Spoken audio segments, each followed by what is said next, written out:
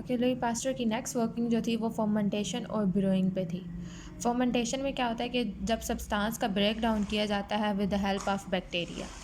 अब जब उसने इस चीज़ को स्टडी किया कि हम फर्मेंटेशन के थ्रू काफ़ी चीज़ों को सॉर्ट आउट कर सकते हैं, तो उसने जो है वो लॉर्ड लिस्टर एक साइंटिस्ट था, उसको वे दिखाया अबाउट इन्फ्लेमेशन ऑफ वाउंड्स, कि जो ज़ख्मों में सूजन हो जाती है, तो उसने कहा कि ये भी बैक्टीरिया की वजह से ही होती है। तो उसे एक वे मिल गया कि जिस तरह से उसने बैक्टीरिया को चीज़ों से दूर रखा तो चीज़ें जो हैं वो सिक्योर रहीं, प्रोटेक्टेड रहीं। तो अगर हम जर्म्स को भी जो है वो वाउंड में मतलब ज़ख़म में एंटर होने से रोकेंगे तो क्या होगा कि वो इन्फ्लेमेशन नहीं होगी, सूजन नहीं होगी, और जो है वो चीज़ें जो हैं वो प्रोटेक्ट हो जाएंगी। जब जर्म फ्री होंगी तो वाउंड जो है वो बहुत जल्दी जो है वो ठीक हो जाएंगे। तो इसे उसने एंटीसेप्टिक का नाम दिया था, जिससे उसने जो है वो पेशेंट की स्किन को जर्म से फ्री किया था, जिससे उसने जो है वो ज़ख्मों को जो है वो ट्रीटमेंट स्टार्ट किया। तो फर्मेंटेशन पे इस तरह से काम हुआ जिसने लॉर्ड लिस्टर को जो है वो वाउंड्स के इन्फ्लेमेशन के लिए एक वे दिखाया। दैन ब्रूइंग में क्या काम था कि शराब, अब जब फ्रांको प्रशियन वार हुई, जर्मनी फ्रांस की वार, तो जाहिर सी बात है जर्मनी ने इनकी कंट्री पे हमला किया, तो जर्मनी के लिए इसके कोई सॉफ्ट कॉर्नर नहीं था इसके दिल में। जब सॉफ्ट कॉर्नर नहीं था तो उसने क्या काम किया कि जर्मनी एक बहुत अच्छी शराब बनाता था और उसकी शराब पूरे दुनिया में चलती थी। तो इसने क्या कहा कि अब फ्रांस भी एक अच्छी शराब बनाएगा और जर्मनी से अच्छी शराब बनाएगा। तो फिर उसने ब्रूइंग पे शराब बनाने पे काम स्टार्ट किया। उसने ढेर सारी जो है वो स्टडीज़ की और फिर उसने एक बुक पब्लिश करवाई, that is study on the beer, के शराब के बारे में, जिसमें ढेरों जो है वो हदायत थी शराब बनाने वालों के लिए कि इस तरह से जो है हम अपनी इस इंडस्ट्री को जो है वो डेवलप कर सकते हैं।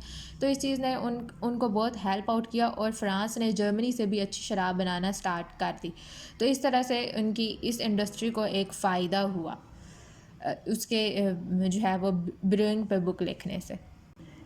नेक्स्ट जो उसकी वर्किंग थी वो थी on silk worm. Silk worm industry जो है वो भी फ्रांस की एक बहुत फेमस इंडस्ट्री थी। बहुत से घरों का रोज़गार जो है वो सिल्क वर्म इंडस्ट्री पे चलता था। अब क्या होता था कि रात के टाइम पे जो है वो औरतें उठ के जो है वो सिल्क वर्म्स को देखती थी, उनको शहतूत के पत्ते जो है वो डालती थी, रूम का टेम्परेचर जो है वो नॉर्मल रखती थी, जिनसे जो है वो वर्म्स की ग्रोथ जो है वो अच्छी होती थी। वहाँ पे कॉमन ग्रीटिंग क्या थी कि हम जब भी किसी से मिलते हैं हम पूछते हैं कि आप कैसे हैं, तो वहाँ पे लोग क्या करते थे कि वो पूछते थे how are your silk worms doing, कि आपके सिल्क वर्म्स कैसे हैं। मतलब सिल्क वर्म उनके रोज़गार के लिए इतने इम्पोर्टेंट थे कि उन्हें वो अपने से ज़्यादा सिल्क वर्म्स का ज़्यादा ख्याल रखते थे। सिल्क वर्म में कोई डिज़ीज़ डेवलप हो गई जिसकी वजह से जो है वो सिल्क वर्म मरना स्टार्ट हो गए। इनफैक्ट वो डिज़ीज़ फ्रांस से आगे दूसरे ममालिक में भी फैल गई। तो जब ये डिज़ीज़ बहुत ज़्यादा बढ़ गई तो गवर्नमेंट से कुछ लोग जो हैं वो पास्टर के पास आए। उन्होंने उसे कहा कि क्या आप इस डिज़ीज़ का कोई इलाज ढूंढ सकते हैं, कि आप इस पे वर्किंग करेंगे। तो उसने कहा कि मैं एक केमिस्ट हूँ, ना कि कोई नेचुरलिस्ट। मतलब मैं पौधों पे काम नहीं करता या जानदारों पे काम नहीं करता, बल्कि मैं कीमिया पे काम कर सकता हूँ, एक केमिस्ट हूँ। तो ये मेरा फील्ड नहीं है, तो मैं इस पे कैसे काम कर सकता हूँ। तो गवर्नर ने उस पर तंज किया कि इट्स मीन आप सिर्फ वही काम कर सकते हैं जो आपके सामने आए, या जो आइडियाज़ आपके माइंड में आए, जो आपके ऑब्जर्वेशन में आए, आप उन चीज़ों पे काम ही सिर्फ करेंगे। आप उन चीज़ों पे काम नहीं कर सकते जो एक प्रॉब्लम क्रिएट हो गई है। तो आप उस चीज़ पे वर्किंग स्टार्ट करें, या सिर्फ आप उसी चीज़ पे वर्किंग करेंगे जो आपको चीज़ें क्लियर होंगी। तो इस चीज़ ने उसे काफ़ी हर्ट किया। फिर उसे लोगों का पैट्रियाटिक तो वो ऑलरेडी था, तो फिर उसे लोगों का भी ख्याल था। तो उसने फिर इस असाइनमेंट को जो है वो एक्सेप्ट कर लिया, इस टास्क को एक्सेप्ट कर लिया कि ठीक है, मैं सिल्क वर्म इंडस्ट्री पे जो है वो काम करूँगा। मैं देखूँगा कि आखिर ये सब क्यों हो रहा है। अब जब ये उस एरिया में गया जहाँ पे सिल्क वर्म इंडस्ट्री ज़्यादा थी, जहाँ पे लोग ज़्यादा सिल्क वर्म्स को रखते थे, उसी पे उनका रोज़गार चल रहा था, तो वहाँ पे जाने के बाद फिर उसने चीज़ों को ऑब्ज़र्व किया। ऑब्ज़र्व करने के बाद उसने उन्हें कुछ हदायत दी कि आप जो अनहेल्दी एग्स हैं, मतलब जो डिजीज़्ड एग्स हैं, उनको आप हेल्दी एग्स से सेपरेट रखें। मतलब आप अनहेल्दी एग्स का इस्तेमाल जो है वो छोड़ दें, तो डिज़ीज़ जो है वो कंट्रोल हो सकती है। दैन फिर उसने ओवर क्राउडिंग जो है, उसने कहा कि ढेर सारे एग्स जो हैं वो एक जगह पे नहीं होने चाहिए। तो ओवर क्राउडिंग से अवॉइड करने के लिए उसने कहा अनक्लीनलीनेस अवॉइड करने के लिए कहा कि सफाई होनी चाहिए उस जगह पे, ओवर हीटिंग, टेम्परेचर बहुत ज़्यादा नहीं होना चाहिए, नॉर्मल होना चाहिए, अनहेल्दी जितनी भी कंडीशंस हैं जिससे बीमारियाँ फैलने का खदशा होता है, हमें उन चीज़ों से अवॉइड करना होगा। जब हम उन चीज़ों से अवॉइड करेंगे तो जो है वो इंडस्ट्री जो है वो सेट हो जाएगी, सिल्क वर्म्स जो हैं वो फिर से जो है वो डेवलप होना स्टार्ट हो जाएंगे। तो इन जब लोगों ने इन्हीं हदायत पर अमल किया, इन हदायत पर अमल करने के बाद क्या है कि काफ़ी ज़्यादा उस डिज़ीज़ में कंट्रोल आया और उस एपिडेमिक जो है वो काफ़ी डिक्रीज़ हो गया और सिल्क वर्म इंडस्ट्री फिर से बहाल हो गई और उससे 40 मिलियन फ्रांक्स का मुनाफा हुआ। पहले लॉसेस में जा रही थी वो इंडस्ट्री, लेकिन जब उन्होंने पास्टर की हदायत पर अमल किया तो अमल करने के बाद क्या हुआ कि 40 मिलियन फ्रैंक्स का फ़ायदा हुआ उन लोगों को। अब ये सिल्क वर्म पे काम करने के बाद उसने अपना काम जो है एनिमल्स पे भी स्टार्ट कर दिया और टूवर्ड्स ह्यूमन बीइंग्स भी उसका काम जो है वो ट्रांसफ़र हुआ। उसने इन चीज़ों की तरफ भी मूव ऑन करना स्टार्ट कर दिया। ऑल तो स्टार्ट में वो हेजिटेट कर रहा था कि मैं एक केमिस्ट हूँ, मैं ये काम नहीं कर सकता, लेकिन इस फील्ड में एंटर होने के बाद उसने इस चीज़ पे भी ध्यान देना स्टार्ट किया और फिर उसने जो हायर एनिमल्स हैं उन पे काम करना स्टार्ट किया और इनफैक्ट ह्यूमन बीइंग्स पे जो है वो काम करना स्टार्ट किया।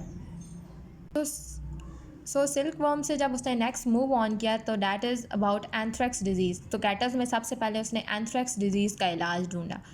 एंथ्रेक्स में क्या था कि एंथ्रेक्स डिजीज़ के जो जर्म्स थे उसने उनको वीक किया, ठीक है, डीएक्टिव किया धूप में रख के या हवा में रख के। तो जब वो जर्म्स वीक हो गए तो वीक होने के बाद उसने क्या किया कि उन जर्म्स को दोबारा से एनिमल में जो है वो इंट्रोड्यूस किया। जब उन्हें इनएकुलेट किया गया दोबारा से उन्हीं वीकेंड जर्म्स को जो है वो उस एनिमल में इंट्रोड्यूस किया। तो इंट्रोड्यूस करने के बाद उन्होंने थोड़े से सिम्टम्स शो किए एंथ्रेक्स बीमारी के, लेकिन सिम्टम्स शो करने के बाद क्या हुआ कि वो जानवर सेहतयाब हो गए, उनकी डेथ नहीं हुई, बल्कि उन्होंने उस बीमारी के अगेंस्ट काम करना स्टार्ट कर दिया। मतलब एक इम्यूनिटी उनके अंदर उस बीमारी के अगेंस्ट फ़ाइट करने की डेवलप हो गई थी। तो इस तरह से उसने एंथ्रेक्स बीमारी का इलाज निकाला। तो एंथ्रेक्स बीमारी में का इलाज इस मतलब ये काफ़ी कारआमद साबित हुआ, बहुत हेल्पफुल हुआ। कैसे कि शीप्स में जो एंथ्रेक्स डिज़ीज़ थी वो 10% से 1% पे आ गई और कैटल्स में जो ये डिज़ीज़ थी वो 5% से 0.5% तक कम हो गई थी। तो इस तरह से ये उसमें काफ़ी जो है यूज़फुल साबित हुआ। देन कैटल से जब उसने मूव ऑन सिल्क वर्म से उसने मूव ऑन किया कैटल्स की तरफ, मतलब एनिमल्स की तरफ। तो एनिमल्स के बाद उसने ह्यूमन बींग्स की तरफ मूव ऑन किया। तो ह्यूमन डिजीज़ में क्या था, फीवर था जो कि बहुत कॉमन था, जिसे आप कहते हैं प्यूपरल फीवर। प्यूपरल फीवर था जो कि उन दिनों बहुत कॉमन था और उसकी वजह से काफ़ी लोगों की मौत हो रही थी, मोस्टली वेमेंस की ड्यूरिंग आप कह लो कि मैटरनिटी। तो उस वजह से जो है वो औरतों की काफ़ी डेथ हो रही थी। तो उसने क्या किया, हॉस्पिटल का विज़िट करना स्टार्ट कर दिया, पेशेंट्स को देखना स्टार्ट किया। तो उसने उस पर वर्किंग ऑलरेडी स्टार्ट कर दी। तो एक दफ़ा एक जो है वो सेशन चल रहा था जिसमें सारे डॉक्टर्स कहते हैं कि मुझे लगता है कि इस बीमारी का इलाज है, इस जरसूमे को दरियाफ्त करना बहुत मुश्किल है कि आखिर ये जरसूमा कौन सा। तो अचानक से पास्टर खड़ा होता है और जाके बोर्ड पे जो है वो उसकी पिक्चर ड्रा कर देता है और पिक्चर ड्रा करने के बाद वो कहता है कि हेयर इट इज़, कि वो जरसूमा इस तरह से जो है वो दिखाई देता है। तो फिर उसने उसी तरह किया कि उसने उसके जो है वो इलाज ढूंढ लिया कि हम इस तरह से इसका ट्रीटमेंट करेंगे, वीकेंड जर्म को जब इंट्रोड्यूस कराएंगे, वैक्सीनेशन करेंगे। और इनफैक्ट जो डॉक्टर्स हैं जब वो अपने सर्जिकल इंस्ट्रूमेंट्स को प्रोटेक्ट करके जाएंगे तो मतलब आप कह लो कि ज़्यादा जब टेम्परेचर पे या हीट पे हम जो सर्जिकल इंस्ट्रूमेंट्स हैं उनको हीट अप करेंगे तो उनके जो ऊपर जितने भी जर्म्स होंगे, जितने भी बैक्टीरियाज़ होंगे, वो सारे जो है वो मर जाएंगे। जब वो मर जाएंगे तो ऑब्वियसली वो एक वुमेन से दूसरी वुमेन में ट्रांसफ़र नहीं होंगे। तो जब वो ट्रांसफ़र नहीं होंगे तो इस चीज़ को जो है वो इस डिज़ीज़ को जो है वो हम कंट्रोल कर सकें। तो उसने इस फीवर की यही रीज़न बताई कि ये जब हम अनहेल्दी वुमेन से हेल्दी वुमेन में लेके जाते हैं तो ये डॉक्टर होता है, या डॉक्टर की बिलोंगिंग्स मतलब उसके जो सारे इंस्ट्रूमेंट्स होते हैं वही लेके जाते हैं। जब हम उनको स्टेरलाइज कर लेंगे हीट अप करके तो ऑब्वियसली उसमें से सारे जर्म्स ख़त्म हो जाएंगे और जब जर्म्स ख़त्म हो जाएंगे तो फिर हम जो है वो चीज़ें, वो जर्म्स जो हैं वो एक हेल्दी वुमन तक नहीं जाएंगे। तो इस फीवर को इस तरह से कंट्रोल किया गया था और इस तरह से उसने इस फीवर का भी इलाज ढूंढ लिया कि हमें जो है वो ना सिर्फ वैक्सीनेशन की ज़रूरत है बल्कि डॉक्टर्स को उसके मटेरियल्स को भी स्टेरलाइज करने की ज़रूरत है। देन नेक्स्ट उसकी वर्किंग थी ऑन वैक्सीन्स, कि वैक्सीन्स को किस तरह से उसने इंट्रोड्यूस कराया, किस तरह से वैक्सीनेशन का सिस्टम आया। तो वैक्सीन्स होता क्या है, वीकेंड जर्म्स होते हैं कि जहाँ पे हम वीकेंड जर्म्स को जो है वो इनाकुलेट करते हैं इंसान की बॉडी में और वो जो है वो उस डिज़ीज़ के अगेंस्ट जो है वो फ़ाइट करना स्टार्ट कर देते हैं। अब उसने इस चीज़ को डेवलप किस तरह से किया था कि वो फाउल कॉलरा के जानवरों के हैज़े पे वो काम कर रहा था 1879 में अपनी लेबॉर्ट्री में। तो उन काम करते करते उसे कहीं छुट्टियों पे जाना पड़ा ड्यूरिंग एक्सपेरिमेंट्स। तो छुट्टियों के बाद जब वो आया वापस लैब में तो उसने देखा कि कुछ जर्म्स जो हैं वो मर रहे थे। फाउल कॉलरा के जर्म्स पे वो काम कर रहा था, उसने देखा कि कुछ जर्म्स जो हैं वो मर रहे हैं, ठीक है।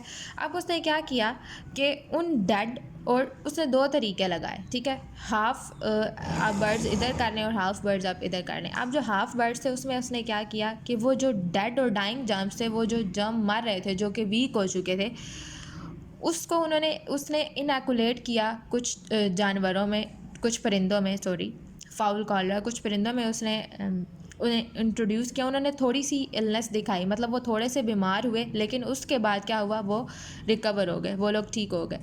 फिर उसने उसी में एक्टिव जर्म्स जो थे उन्हीं जानवरों में जिसमें वो पहले वीकेंड जर्म्स इंट्रोड्यूस कर चुका था, उसने फिर उसी में ही एक्टिव जर्म्स जो थे वो इंट्रोड्यूस किए, इनएकुलेट किए। क्या हुआ कि उन्होंने उस डिज़ीज़ के अगेंस्ट काम करना स्टार्ट कर दिया, मतलब उन्होंने उन जरासीमों से लड़ना शुरू कर दिया। मतलब उनका क्या हुआ, इम्यूनिटी सिस्टम स्ट्रांग हो गया और वो परिंदे जो हैं वो उस बीमारी से बिल्कुल ठीक हो गए, मतलब उनकी डेथ नहीं हुई। ऑन द अदर हैंड कुछ जो परिंदे थे उसमें उसने वीकेंड जर्म्स इंट्रोड्यूस नहीं करवाए, उसने उसमें डेड और डाइंग जर्म्स इंट्रोड्यूस नहीं करवाए, डायरेक्ट उसने एक्टिव जर्म्स ही उन परिंदों में इनॉकुलेट किए। जैसे ही उसने विरुलेंट जर्म्स को इनॉकुलेट किया तो क्या हुआ, परिंदे फ़ौरन मार गए, उनकी फ़ौरन डेथ हो गई। जिससे क्या साबित हुआ कि जब हम वीकेंड जर्म्स को इनॉकुलेट करते हैं तो क्या होता है, वो थोड़ी सी बीमारी दिखाते हैं लेकिन फिर क्या होते हैं, परिंदे सेहत याब हो जाते हैं। जबकि वो परिंदे जिनमें वीकेंड जर्म्स नहीं थे, उन्हें डायरेक्ट एक्टिव जर्म्स इंट्रोड्यूस करवाए गए थे उसी बीमारी के, वो फ़ौरन ही उस चीज़ से मर गए थे। तो क्या हुआ कि वीकेंड जर्म्स जब हम उसी बीमारी के उस इंसान में या उस परिंदे में इंट्रोड्यूस करते हैं तो वो बीमारी के अगेंस्ट लड़ते हैं, वो हमारे इम्यून सिस्टम को स्ट्रॉन्ग करते हैं। तो इससे उसने वैक्सीनेशन का नेम दिया था। जिससे क्या हुआ कि वीकेंड जर्म्स क्या हैं, वो हमारी रेजिस्टेंस को इंक्रीज़ करते हैं, हमारे इम्यूनिटी सिस्टम को स्ट्रॉन्ग करते हैं। तो इस तरह से उसने वैक्सीनेशन का प्रोसेस जो है वो इंट्रोड्यूस करवाया था।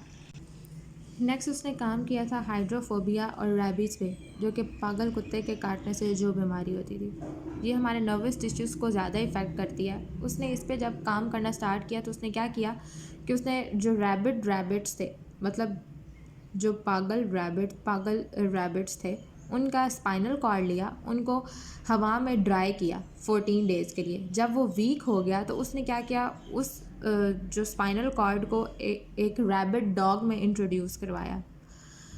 अब जब उसने उसे उस डॉग में इंट्रोड्यूस किया, इनाकुलेट किया, तो क्या हुआ कि उसने थोड़ी सी बीमारी शो की, लेकिन उसके बाद क्या है, वो डॉग सेहतयाब हो गया, जिससे उसने हाइड्रोफोबिया का भी इलाज निकाल लिया। नेक्स्ट फिर हाइड्रोफोबिया का इलाज उसने फॉर द फर्स्ट टाइम जो है वो जानवरों पे ही किया, लेकिन फिर जब इंसानों में भी ऑब्वियसली रैबिस की ये चीज़ बीमारी जो है वो पाई जाती है कि किसी भी पागल कुत्ते के काटने की वजह से जो है वो इंसान भी वैसा ही बिहेव करने लग जाता है। तो ह्यूमन बींग्स में उसने ये काम नहीं किया था। लेकिन फिर एक चाइल्ड था जोसेफ मेस्टर, ये अल्सेस में रहता था और अल्सेस से ये पेरिस में आया। तो इसके पेरेंट्स ने फोर्स किया कि आप काइंडली इलाज करें, लेकिन उसने कहा कि मैंने इसका जो है वो ह्यूमन बींग्स पे इलाज नहीं किया, जबकि ये इलाज अभी सिर्फ जानवरों पे हुआ है, तो मैं ऐसे एक ह्यूमन बींग पे इलाज नहीं कर सकता। लेकिन फिर उसे फोर्स किया गया कि नहीं, आप करके देखें। तो फिर क्या हुआ कि उसने उसे कुछ मंथ्स के लिए उसने उस बच्चे को अपने लैब में ही रखा, उसने 10 डेज़ के लिए उसकी वैक्सीनेशन की, उसमें वही जर्म्स जो थे वीकेंड जर्म्स इंट्रोड्यूस करवाए, इनैकुलेट किए फॉर 10 डेज़। उसके बाद बच्चा क्या हो गया, बिल्कुल सेहत याब हो गया, जिससे जो है वो रेबिस का इलाज ह्यूमन बींग्स पे भी होना स्टार्ट हो गया। दैन फिर जोसेफ के बाद उसने ये इलाज जो है वो एक शेफर्ड पे किया, ठीक है, शेफर्ड पे ये इलाज हुआ तो कामयाब रहा। उसके बाद 23,000 पेशेंट्स का जो है वो इलाज इसी तरीके से किया गया था। तो इस तरह से रेबिस का इलाज एनिमल्स के बाद ह्यूमन बींग्स पे भी स्टार्ट हो गया। सो ये कुछ अचीवमेंट्स थी जो लुई पास्टर ने की। उसने ढेर सारी चीज़ों की जो है वो वैक्सीनेशन डेवलप की।